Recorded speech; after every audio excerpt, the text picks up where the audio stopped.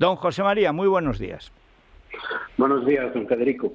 Bueno, después de leer, imagino que con dificultad o con pesar, me pasa a mí como filólogo, a usted como jurista, debe ser también tremendo, ¿qué impresión ha sacado de ese larguísimo texto que yo creo que Pumpido confiesa que lo ha hecho él? Porque un texto del gobierno no puede proclamar constitucional una ley. Sí, el texto de la exposición de motivos es sorprendente. No es que afirme constantemente la constitucionalidad de la ley, una cosa un poco peculiar, porque suena a parche antes de la herida. Es que hay una concreta línea en la página 9 donde afirma al inicio del párrafo que ya ha sido declarada constitucional. Yo esto no lo había leído nunca. Es un relatado peculiar y que da desde luego mucho que pensar. Pero a mí, al margen de que me produzca una intensa preocupación y tristeza el texto de ese preámbulo que ocupa tanto como la propia ley, es la profunda tergiversación de la historia en tiempo real que se está produciendo. Tiene una justificación, que es algo que alguien sea un marciano y esté recién llegado a la Tierra, no puede creerse, porque estamos viviendo la explicación que se hará falsa de la historia a futuro, la estamos viviendo ahora. Allí se cuenta un cuento de hadas que no tiene nada que ver con la realidad confesada por el presidente del gobierno, ya directamente, por si alguien no lo había entendido, el pasado día 28 de octubre. Esto no tiene nada que ver, esta ley, con la recomposición de la situación política. No, es sencillamente la venta del Estado de Derecho por 7 votos. No hay más. Y eso, que es la única realidad, es lo que no está en el preámbulo de la ley, que supongo que es un preámbulo de la ley diseñado para un tribunal constitucional que hará un puro examen formal, alejado de la realidad, que dará por cierta la explicación de la historia que se contiene en ese preámbulo y que a partir de ahí dirá que todo es correcto. ¿No le parece que hay algún párrafo que parece dedicado a Llarena, como diciendo ni se te ocurra entrullarme? Porque es que da la impresión de que aquí estamos ante la Sala de lo Penal del Supremo, ante esta ley, que es mentira de principio a fin, que todo lo que dice de la historia es mentira, pero es mentira lo que dice de la propia Constitución, de la amnistía del 77, de que las Cortes tienen capacidad de convertirse en juzgadores. O sea, se carga la soberanía nacional en beneficio de la llamada soberanía popular, que es una cosa comunista. Es decir, es que no hay por dónde cogerla, salvo que la coja el Tribunal Supremo. Claro, yo no sé cuál es la relación que puede haber, porque no sé cómo se puede procesar al presidente del Constitucional si eso es posible. Tiene que haber alguna forma. Pero la verdad es que hay párrafos enteros cuando insiste que sí, hay eso de decir, bueno, para eso lo he escrito yo, para que sea constitucional. Pero otros, no me toques, Marchena, que te veo venir, no me toques, que te veo venir. Da una impresión de que es un texto larguísimo, más que un día sin pan, absolutamente a la defensiva por su responsabilidad, porque todo lo que dice es mentira, y todo lo que dice de la ley es falso. La Constitución no dice lo que él dice que dice. Mire, don Federico, lo decía usted hace un momento, justo antes de darme paso. Lo digo por lo que me acaba de indicar sobre si hay toques de atención a Llarena o a Marchena. Sí. Eso está presente en esa ley. El lawfare está ahí. Claro. Además es que no es necesario que aparezca mencionado.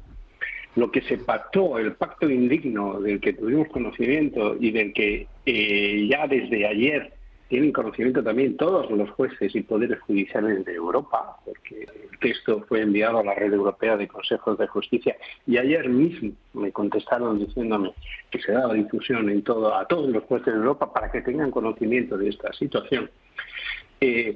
La posibilidad de que se constituyan comisiones de investigación está ya regulada en los reglamentos de las cámaras. No es necesario que se vuelva a regular. Y el pacto indigno del que tuvimos conocimiento, proclamado por PSOE y por Junts, incluía que eso ya se iba a hacer. No es necesario que la ley de amnistía lo vuelva a hacer. El pacto en sí, que se dio a conocer, es una amenaza directa, es una amenaza en términos ya mafiosos, un toque de atención a los jueces que tengan que determinar cómo se aplica esa ley de amnistía, si alcanza o no alcanza todos los delitos cometidos por esta gente, si es legítima o no es legítima la previsión legal, si es conforme o no con la Constitución, si es conforme o no con el derecho de la Unión Europea, y se puedan articular los mecanismos procesales previstos para hacer esas preguntas. La advertencia de cuidado, que si hay lawfare, yo voy a investigar en sede parlamentaria, ya está lanzada. Eso ya no hay quien lo remedie. Y una comisión de investigación no es necesario que esté prevista en esa ley. Mañana, otra vez, Junts y el PSOE se vuelven a sentar en la mesa para decir, ahora aquello que pactamos lo hacemos este día, y se hace. De hecho, claro, no sé si usted lo sabe, pero en el Parlamento de Cataluña hay constituida una comisión de investigación en relación con el tema Pegasus, en la que periódicamente se requiere a un magistrado del Tribunal Supremo, que obviamente se niega a contestar, al señor Pablo Lucas, se le requiere y nos informa en el Consejo para que, a mi modo de ver, cometa un delito de revelación de secretos y proporcione toda la información que tiene por las autorizaciones dadas para las intervenciones de comunicaciones. Eso ya se está haciendo ahora en sede parlamentaria. Se está investigando con absoluto desparpajo una actividad judicial. Hay una cuestión que usted planteaba, es que leí que entre lo pactado, no siempre publicado, está toda la cuestión de Pegasus y tal, por qué echó a Paz Esteban del CNI, por qué quiso meter a Pablo Iglesias, quisieron entrar, lo declararon ilegal, Iván Redondo y Pablo Iglesias, la obsesión de este hombre, que desde que le robaron el móvil, primero ha entregado Sahara a Marruecos y ahora le entrega a Cataluña a Putin, porque eso va a ser un estado satélite de Moscú, es realmente alguien bajo chantaje. Pero claro, como decía usted, vi el otro día un tuit de un tipo que actúa pues como comisario político de estas cosas, señalando a Marchena Llarena y a García Castellón, que son los tres que ahora les molestan. Pero detrás les molesta toda la actividad legal contra el golpe de Estado, empezando por la propia sentencia, naturalmente, del Supremo, por el juez instructor del asunto, que fue Llarena, por los 4 fiscales del Supremo que plantaron cara, etcétera, y no digo el abogado del Estado, Edmundo Val, porque directamente lo echaron por no favorecer tal. Pero es verdad que lo que dice usted en Cataluña ya es que ni miramos, porque se da por hecho que aquello es tierra sin ley. Pero yo no sabía que además a Pablo Lucas le están inquiriendo a ver si delinque, porque lo que le piden es que delinca. Pues esto se está haciendo periódicamente. Yo ya le conozco al menos 2 requerimientos formales con absoluto desparpajo, lo que da idea de la sensación de impunidad con la que se mueve esta gente en ese Parlamento, en la que se le requiere terminantemente, incluso bajo apercibimiento de las responsabilidades en las que puede incurrir si no violenta el secreto de su actuación que le confiere la ley del CNI, como coloquialmente se le llama juez del CNI. Si esto ya es así ahora, en ese pacto en el que se decía que se iba a investigar los episodios de lawfare, dando por sentado que esos episodios de lawfare existen, con una exposición de motivos de esta proposición de ley que hemos conocido, donde efectivamente ya se vincula los episodios de Cataluña no con la acción de unos individuos que violentaron gravemente el Código Penal por un montón de sitios. Y es que solo hay que leer la exposición de motivos para ver que de manera continuada durante una década se violó la ley de manera sistemática, que es lo único que al final yo entiendo que explica razonablemente esa exposición de motivos, que durante 10 años se violó la ley de manera sistemática sin que se pusiera coto a semejante situación. Y cito, no es necesario que la ley contemple los mecanismos de comisiones de investigación, porque eso ya existe. Claro.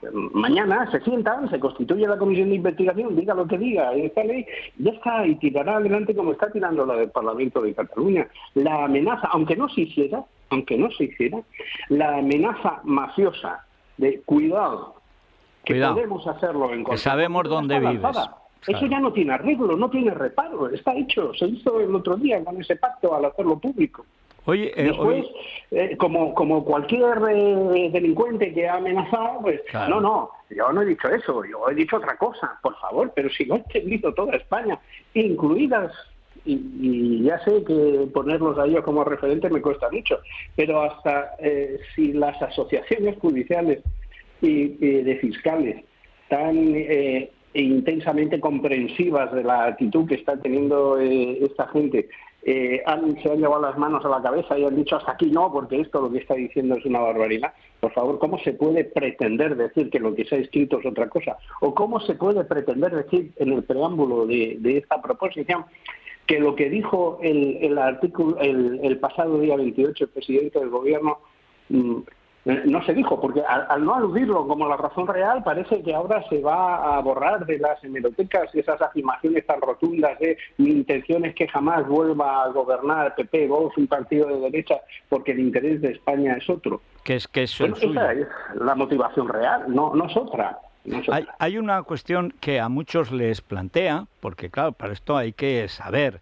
Y como Europa se ha convertido en un zarzal de imprecisiones, de normas que van a por la perdiz, la codorniz y tal, entre corruptas, estúpidas, y en fin, que entran en 27 asuntos menores, donde no deberían, pero en cambio, en la cuestión legal, hay un precedente que es el de Polonia. En Polonia, después de una gran manifestación de 1 millón de personas, ha ganado las elecciones la oposición europeísta, ha vuelto Donald Tusk, y lo primero es cargarse este tipo de legislación especial donde las Cortes se proclaman Tribunal de Justicia. Pero hoy no sé si ha leído el artículo de Rodríguez Zapata en el diario El Mundo, que es un magistrado emérito del Constitucional, donde dice que es que las Cortes, desde nuestra primera Constitución, la de Cádiz, tienen expresamente prohibido invadir la función judicial.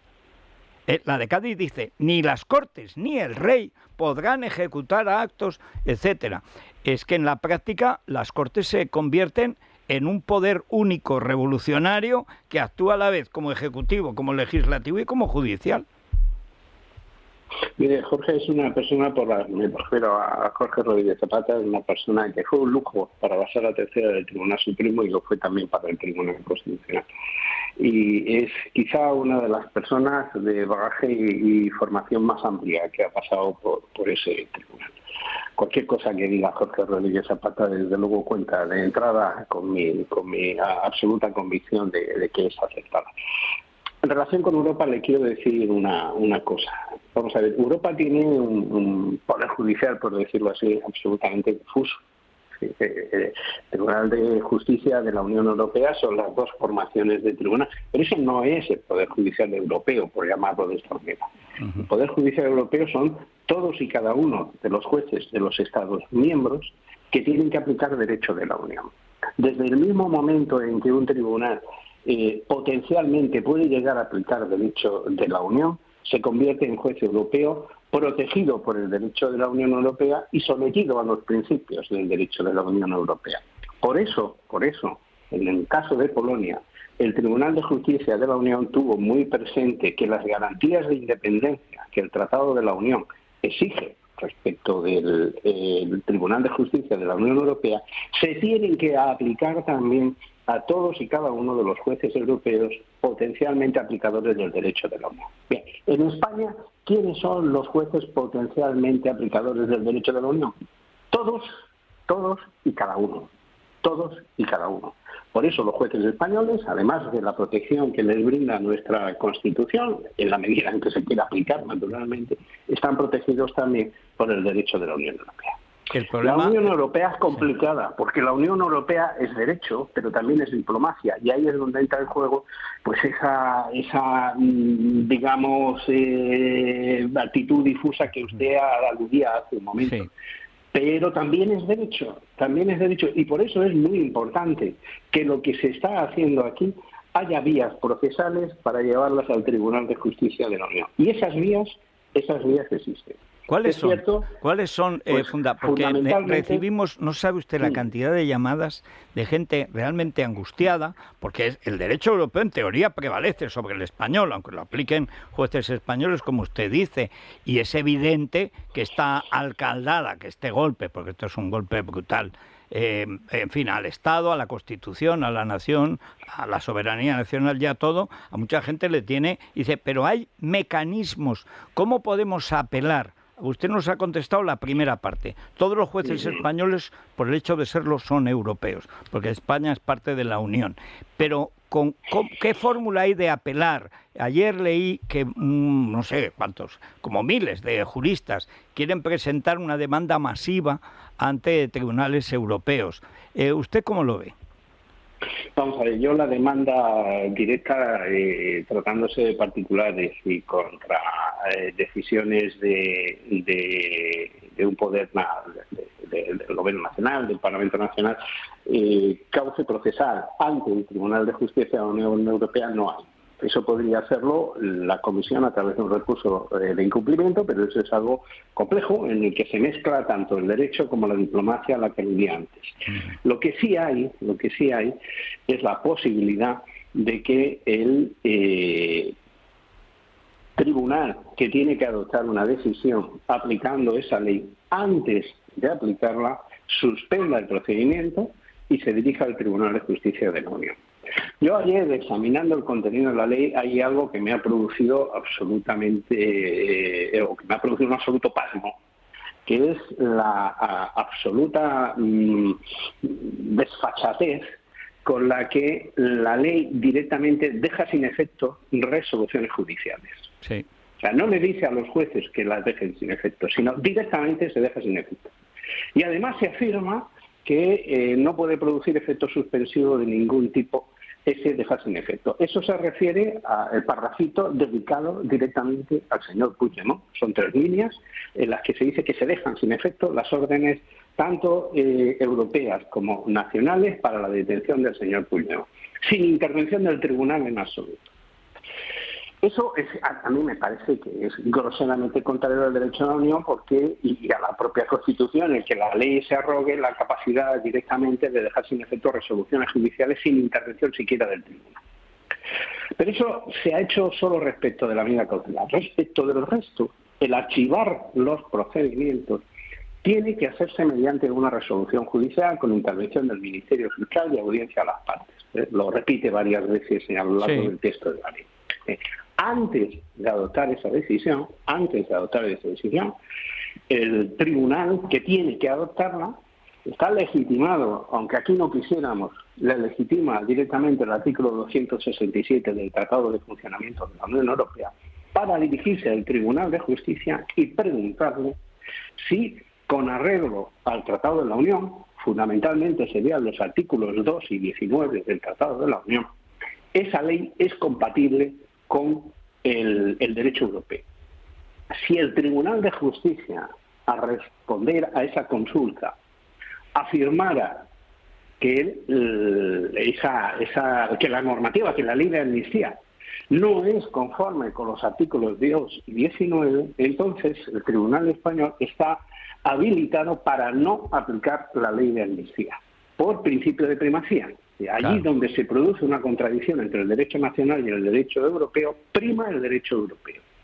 Y en virtud del principio de primacía se dejaría de aplicar la norma contradictoria, por lo tanto los procedimientos seguirían adelante. Esa vía procesal existe y esa vía procesal escapa por completo al control del gobierno, escapa por completo al control del Parlamento y es ajena al Tribunal Constitucional. Esa es la vía que, por decirlo así, no hay una posibilidad de manipulación interna. Déjeme, don José María, eso explica la amenaza mafiosa. Claro. Es decir, que es que tiene nombres y apellidos. Es decir, Marchena, que te veo venir, porque no quiero que suspendas la ley, que podría suspenderle. Imaginemos que el Supremo, en la Sala de lo Penal, ahí tenemos el juez instructor Llarena, tenemos Marchena, el juez juzgador, el que emite la sentencia, la condena por sedición, está la petición de captura del prófugo Puigdemont. Es que, claro, si entramos en esa disyuntiva entre el derecho que ha proclamado por sí, porque sí, el Parlamento, que proclamará mañana, y que no hay por dónde cogerlo, de donde sale presidente Sánchez, bueno, la verdad es que la capacidad del Supremo de vetar eso es bastante grande. Sí, no, esta capacidad existe, no de suspender la ley, porque no es exactamente la ley, la aplicación, pero el procedimiento en el que se tiene que acordar el archivo es el que queda suspendido, porque en función de la respuesta que proporciona el TJUE, a su vez la respuesta que proporciona el Tribunal Nacional puede ir en una dirección o puede ir terminantemente en la contraria. Esto pasa de manera cotidiana. El único requisito para que en una situación de contradicción entre el derecho de la Unión y el derecho nacional, para dejar de aplicar el derecho nacional, el único requisito es que esto esté claro, y para que esté claro, primero se le pregunta al Tribunal de Justicia de la Unión. Si el naturalmente, ante el Tribunal de Justicia de la Unión, el Tribunal Supremo tendrá que proporcionar una explicación completa y acabada. Es decir, el Tribunal Supremo, si remitiese ese texto, si finalmente fuera el que se aprobase, con la justificación que tiene, con una profunda alteración de la verdad, según la explicación que se hace en la exposición de motivos. Yo es la primera vez que veo que se redacta una mentira histórica en el presente. Es decir, esta ley dentro de una generación, cuando alguien la lea, si no tiene un conocimiento de la historia real, se llevará una imagen de lo que sucedió totalmente tergiversada. Pues es importante que el Tribunal Supremo, cuando se dirija al Tribunal de Justicia, le explique realmente lo que hay, le explique realmente que esta ley procede de un pacto en el que se estaba hablando del lawfare. Explique que un presidente del gobierno, una semana antes de que esto se presentase en el Congreso de los Diputados, en el registro, había afirmado que las razones para aprobar la ley eran otras completamente diferentes. Dijo la palabra condición, dijo la condición claro, de que no haya un gobierno, es decir, de que no haya una alternancia democrática de gobierno, es que yo haga esto. Mire, don Federico, yo es que oí esas declaraciones el día 28, la perplejidad y el desconcierto fueron absolutos. Fui pasando de cadena en cadena de televisión para asegurarme de que había oído lo que había oído. Y allí lo que se proporcionó fue la explicación a la militancia, o al menos a las personas que estaban allí, pero al mismo tiempo se difundía a toda la nación, las razones para la venta del Estado de Derecho en España. Pues esa explicación, la realidad, es la que tiene que conocer el Tribunal de Justicia de la Unión Europea para que pueda emitir un juicio cabal. Si se queda meramente con la explicación formal y falsa que se ha incorporado a la exposición de motivos de la proposición, hombre, pues la respuesta, ¿cuál puede ser? Es que la bondad, que el buenismo, la absoluta virginidad de intenciones que resultan de esa exposición de motivos son enternecedoras. Sí, sí. Si no estuvieran tan mal escritas. Claro. Usted... Bueno, eso ya aparte. Yo la verdad es que según voy leyendo me voy dudando de la capacidad hasta para aprobar el bachillerato. Exactamente. De quien redactó según qué yo recuerdo, don José María, siempre se decía, le llamaba, incluso una vez alguien que le lleva la contraria dice: usted, eximio jurista, el mejor del mundo, conmigo no habría aprobado COU. O sea, es que no sabe redactar, repite lo mismo 30 veces, todas falsas, y además omite una cuestión fundamental. Todos los actos que se pretende amnistiar fueron la privación de derechos civiles de todos los ciudadanos que viven en Cataluña y de rebote en el resto de España, que no dice una palabra. no habla nunca de violencia, no habla de la proclamación de la República, no habla del golpe de Estado anunciado como tal, la petición a países extranjeros de que se reconociera la República catalana, el asalto a sedes violentamente, como la sede de la Consejería de Economía, que obligó a los funcionarios a huir por las terrazas, protegidos por la policía, los policías lesionados en casos de terrorismo, evidente que están en silla de ruedas por la actuación de los terroristas, y se saca de la manga, que yo recuerdo, yo reconozco que eso será por víctima del terrorismo, pero eso me han dado ganas de ir a donde viva Pumpido y plantarme allí con una cadena. O sea, decir que como no hay sentencia firme, que si no hay sentencia firme los actos de terrorismo no han existido, como que no han existido. Si hay 3 policías en silla de ruedas. Sí, no, ha sido duro de leer. Es indignante eso. Sí, ha sido duro de leer, porque estamos hablando de terrorismo y, como usted bien indica, estamos hablando de personas. Yo no puedo dejar de pensar en ese policía que le reventaron las vértebras y no perdió la vida. Es una forma de hablar, que no perdió la vida, desde luego que la ha perdido. Pero luego que la ha perdido en las condiciones en las que quedó, y que, bueno, sí, después haremos unas exclusiones. Sí, pero nada. Y los actos han producido. Yo es que cuando leía ayer que se quedaban fuera, si los actos han producido, los actos de terror han producido un aborto, pues no, eso se excluye. Sí. Pero vamos a ver, ¿qué aborto? Pero ¿qué aborto aquí? Por Dios, si es que ya es una retahíla de sandeces, lo que se ha incluido una detrás de otro, insisto, y primero para tergiversar la historia, pero luego además hay algo que he sabido hoy, que ayer, claro, solo leía el texto de la ley, junto con el escrito en el que se presentaba al registro de las Cortes, en el que se decía que se tenía el honor de, ¿cómo que el honor? El horror. La vergüenza o el deshonor de presentar esto. Pero es que además me he enterado hoy que solo la ha presentado, la proposición de ley solo la presenta el Grupo Socialista. Pachi López, que es menos todavía que el Grupo Socialista. O sea, bueno, solo pues, lo dejaron tirado a última hora, no sé por qué, hasta Yolanda, que no se pierde una foto, pues lo dejó solo, para que vean que está en sus manos. Primero para que vean que está en sus manos, pero es que en sí mismo eso implica que quienes han pactado semejante ignominia ni siquiera se comprometen con ella. Claro. Porque no la presentan ellos, es exclusivamente cosa de ellos. Las afirmaciones que se hacen, algunas que se ha tenido la cesión de aludir en algún momento que otro a España y a la nación española, y para ni siquiera asumir eso, para ni siquiera asumir el falso compromiso de paz a futuro que se supone que justifica la presentación de esta norma, para ni siquiera tener que asumir ese compromiso de que a futuro las cosas van a cambiar y que para eso va a servir la ley. Pues en efectivamente, se le ha dejado al Partido Socialista que cumpla este papel tan penoso en su historia, y lo han hecho. Bueno, pues muchísimas gracias, don José María Macías, por contarnos y explicarnos algunas cosas que siempre es fundamental que un juez, que un jurista, un magistrado las explique, aunque la gente intuitivamente lo ha salido. No habrían salido 2 millones de personas a la calle si no supiera que les están robando lo que es suyo, y además de la manera más descarada y desvergonzada, y más que veremos. Tendremos ocasión de hablar, don José María, muchísimas gracias. Muchas gracias a usted, don Federico.